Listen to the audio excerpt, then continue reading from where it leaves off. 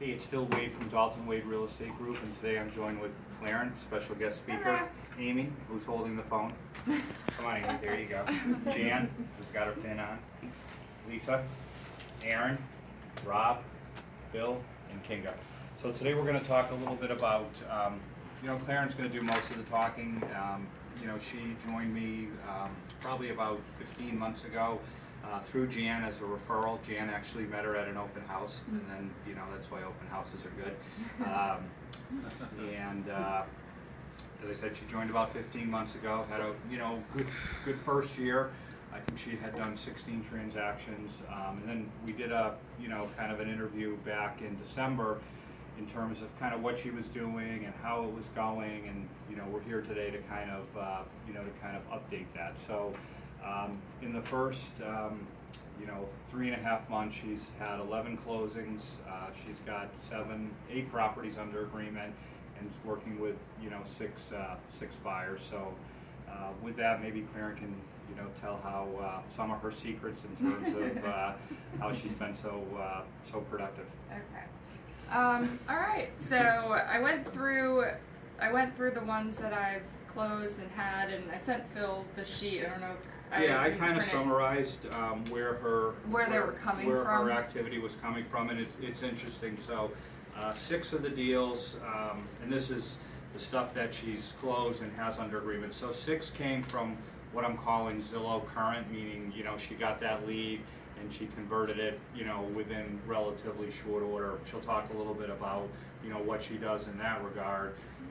Then I've got Zillow older. So these took time to actually mature and then turn into a transaction, and then through Clarence' stick-to-itiveness, she actually was able to convert those people, and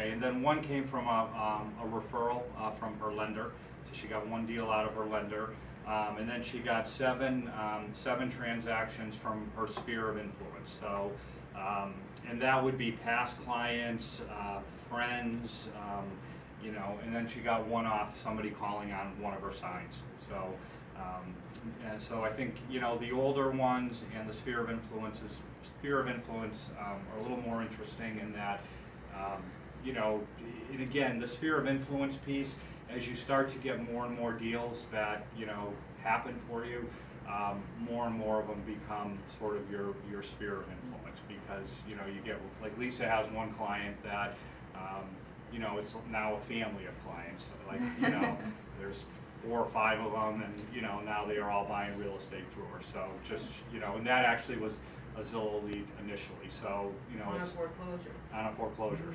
So you thought, I don't want it. Yes, you do. Yeah. So take it away, Clarence. All right. So yeah, I kept in touch with some of the people from last year who were Zillow foreclosure leads when Phil was still on that program, and one of them was from like 8 or 9 months ago, and I just kept in touch with them, and then they're finally ready to buy, so I just closed them pretty recently. So a few of them have worked out that way. Another one was probably about 9 months ago too, and that one did not work out, but he referred me to his friend, who I'm now selling one of his properties. So that worked out that way. The guy wasn't able to buy, but that happens. So, and then some of them are from Premier Zillow leads. Like I even had different zip codes from people when they were on vacation. I was able to pull a few out of that and a few out of mine. But yeah, I'd say honestly, I'm really good about the to-dos. I always set a reminder for myself, even if I have nothing to do for that person. Really, I'll set it for like a week out or a couple days out just to check on them, and then it reminds me to go back and look at what it is that I could do for them. I initially still call them. I try to be fast about it. Still call them, the first time, and then maybe the next day. And then if they still don't answer a couple days later, I'll call the 3rd time. And then if they're not opening the emails or they're not answering the calls, then I'll just trash them. But yeah, I just say be really good about the to-do list and following up with people, and just be really friendly. And when you take them out, I always try to dressed professionally. I did have a name tag. It went through the washers. And the face rubbed off. It's my new one. And then I always print my MLS papers. I always give them a card. And then I always bring my laptop so I can look up more stuff for them if they want to know, oh, that house down the street, is that for sale? And I'll look it up. So it just kind of makes you seem more professional when you meet them, makes them want to work with you some more, you know, maybe sets you apart from some of the other agents around. Okay, so maybe expand a little bit on those kind of initial calls. So, you know, if you don't get them, I mean, then do you do the email and the text? I know you're... Yeah, the first time I'll call them, text and email. I'll do the same thing for the second time. And then the What do you third... say? Because even a new agent wouldn't maybe even know what to say. Okay. So I look up the property that they asked about before calling them, and I'll text the listing agent to see if it's actually still available, or if it's a for sale by owner, I'll call them to see if it's still available, because sometimes Zillow is not up to date and it's really under contract, or they won't work with an agent or something. And then I call them with the information. I say, hey, this property, thanks for reaching out to me on Zillow about this property. It's still available. If you'd like to go see it, I can take you. If you have other questions, I'd be happy to help you, or I can help you find something similar if you're no longer interested. That's what I... The point there is that different people, meaning potential buyers, communicate in different ways. You know, if you get more millennials, they're, you know, more into texting and they may not be picking up the phone. So you want to hit them with those three, you know, obviously calling them, texting them, and then emailing them. You never know how they're going to respond. And then if you do that a couple times, you know, you've kind of done what you should do. That's definitely true. A lot of people don't like to call you. They just like to text or email you. Like, I'm taking one guy out this afternoon that I've only been emailing. And then, but then on the flip side, I'm taking another guy out this morning who all he does is call me and talk forever. So. Well, the other thing too is, you know, if they call, the number they see, say on Zillow, is not your number, right? So they have a tracking number, so it isn't your actual number. It forwards to your number. So then when that call comes back from you to them, you know, they don't know what number that actually is or who that is. So again, they may not pick it up, leave them a message, but certainly, you know, text them, email them. And you can do all that right out of Boomtown. So you don't, if you have your phone, they're all pre-written. You just drop in the address and, you know, kind of go from there. So that's kind of the initial, you know, kind of, you know, getting them. And then maybe talk a little bit more about, you know, the ones that are, you know, they're not ready now and kind of what you do. Okay. Yeah, I pulled a few deals out of ones that I got last year, even early last year, the middle or something, and they just weren't ready to buy, like, oh, maybe in a few months or maybe in the fall. So I'll just set a reminder for myself to follow up with them in a few months, just to send a quick email, see if everything's still the same, then follow up again in a few months if it's not, something like that. And it's worked a couple of times. Most of the time, I mean, it doesn't, and they don't ever respond again, and they just kind of told you they weren't ready, but, you know, maybe they bought with somebody else. But yeah, I would say I definitely pulled a few deals out of that, just following up and setting the reminders for far out. I have one couple right now that hopefully it works out. They're doctors, but they had to wait to finish some program and get their physician's loan. And that won't happen till the summer, but I actually met them last summer while showing a house. They just showed up and thought it was an open house, and it wasn't, but I helped them. So, yep, so hopefully that one works out too, because I've been keeping in touch, and they had a baby recently. I sent them a congratulations, you know, just stuff to kind of set me apart. So again, just thinking about those, you know, maybe they're a little bit harder to convert, you know, and if you can boost your conversion rate by 1%, so during the course of a year, you got 300 leads, you know, you got 1% more, you pulled in 3 deals, you know, the average deal is 6,000, you made an extra 18,000 just by doing that, and that's, you know, the difference between, you know, a good year and a better year. So they do convert, you just have to sort of, you know, and again, the Boomtown platform, you know, the to-dos are important. If you have all like if somebody's told you, like, not buying, obviously you're not going to set up a to-do, but setting up the to-dos helps keep you organized, and then you just, if you do it religiously, then, you know, you don't really have to worry about, oh, who do I need to follow up. It just tells you, you follow up with them, and then you set the next to do. The other thing I know Claren does pretty religiously is the property alerts. So the property alerts are a great way, whether you're doing them on Boomtown or I think Claren does them in the MLS. You know, either one is fine, because what it allows you is you can see that person is looking. Like if you know you set up the property alert and 3 months have gone by and they never opened it, you know, they're probably not going to convert. But a certain number of them, you know, will start opening them, and then you can see that, and then that's somebody that, you know, you may want to follow up with sooner rather than later, because now they're showing the behavior of actually like, okay, maybe it's time. And since you've already been sending them stuff, if you hit them, there's no reason why they wouldn't work, you know, with you. Yeah, I set them up through the MLS. I haven't gotten away from setting them up through Boomtown, and I'll because when I talk to them, even if that property they asked about doesn't work out, or even if they did want to still see it, I'll ask them for their criteria. Once I meet them, it's a little less aggressive. They kind of like going to the property, and then you kind of ask them what they're looking for, because it's usually not the property for them, the first one. So then I set them up on the MLS emails, and I concierge them, so you look at them first before sending them out when they come available. And then if I see one that really fits their criteria, you know, some people are just busy, they don't always check, I'll even text them, and then sometimes that works. I'm like, oh yeah, you know, it prompts them to go look, and they really like it, and then they want to go see it. So that can be helpful too, and it lets you know you're thinking about them. Great. So everybody here is pretty good at, you know, kind of the conversion of internet leads.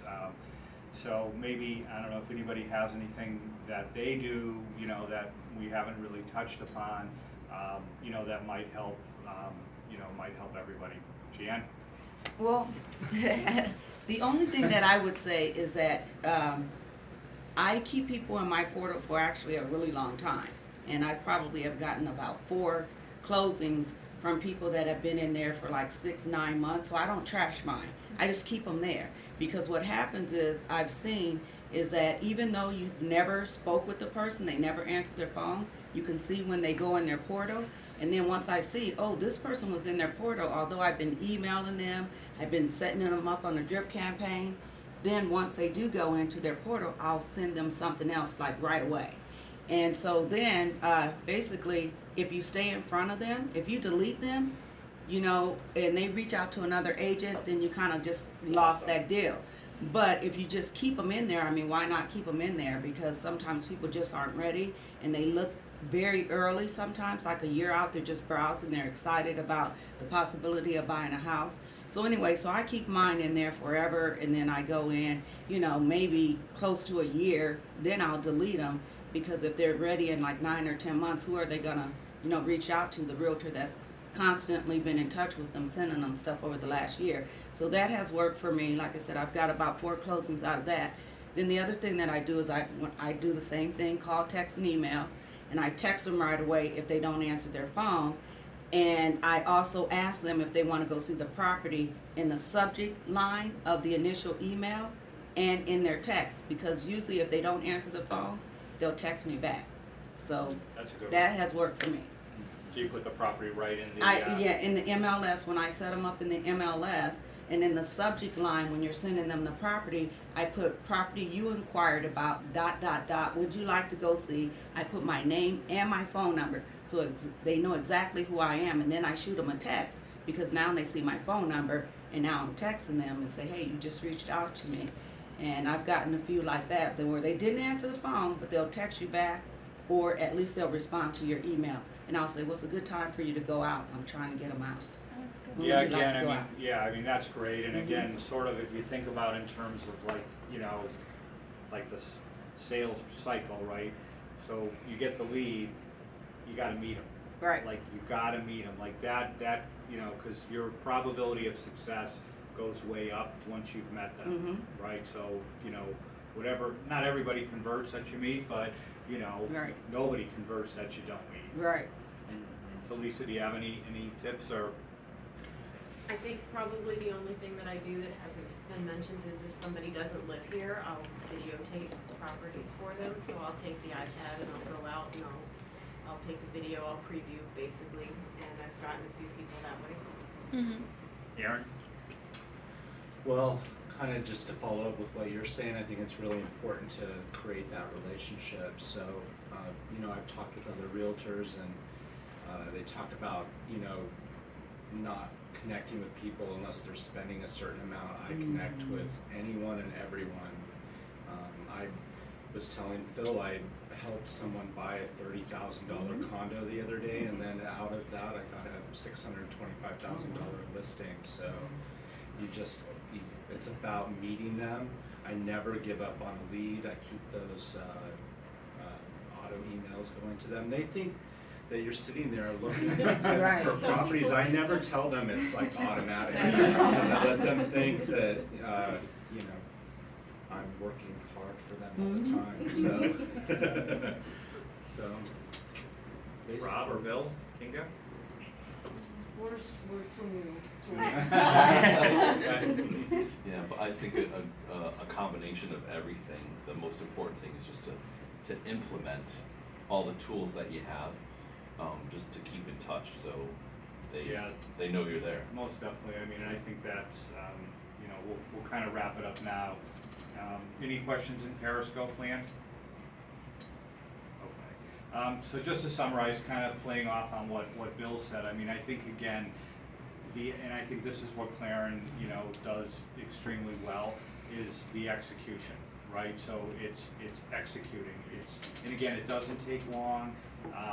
You know, but it's doing it, having that kind of regimented, systematic way of like, okay, I'm calling whatever it is 2 or 3 times, the texting, the emailing them. If I don't get them, I'm setting them up with the alert. Whether, you know, and again, I think Jan pulled in 4 deals. She said, and those people were people she never spoke to, right? And then right. You know, sometimes people will say, oh, I didn't speak to them. I don't want to set every. I mean, on Boomtown, there's a big thing. It says critical, right? And it says it for a reason. And the reason is it works. It will pull you in deals. If you don't do it, when there actually are, and I think it's, you know, I think Aaron said, or you know, or Jan, you're the one sending them the stuff. They're most likely to use you. I mean, I had one. It was 15 months ago. I had been sending her. I hadn't spoken to her in 15 months. She hit me back. You know, so it does work. And you just got, but if you don't set them up, if you don't do it, then it won't work. And then, so there's that initial call, there's the setting them up, and then there's managing your business off the to-dos so that it's all very organized. You get up, you look at if you've gotten any new leads, and if you have, you follow up with them, and then you work your to-dos. Or you look and you see, okay, this person, all of a sudden, you know, in both in Boomtown and the MLS, you can see if they've looked, and all of a sudden they start looking, their behaviors change. Now maybe the time, you know, when they're ready. So it's really that, you know, getting to meet them, and then, you know, the execution around. And if you do that, if we just go, you know, Claren at 18 deals, half of them came from somewhere else. They came from, but they all, like, you know, 15 months ago, Claren had no deals, right? Now she's rocking and rolling, and half of them, and same with Jan, same with, because we're a relatively new company, same with everybody, you know. And then, you know, like Lisa's, you know, the Bobles are now a family of Bobles, you know. They started out as one person that actually contacted me. I referred it to Lisa. She met her, you know, they did a deal, and then now she's got, you know, what are there, like 5 brothers and sisters, and they all love real estate. All right, well, thanks for, any last questions? Thanks for tuning in, and we'll be back next week. Thank you, Claren. Thank you. Thank you.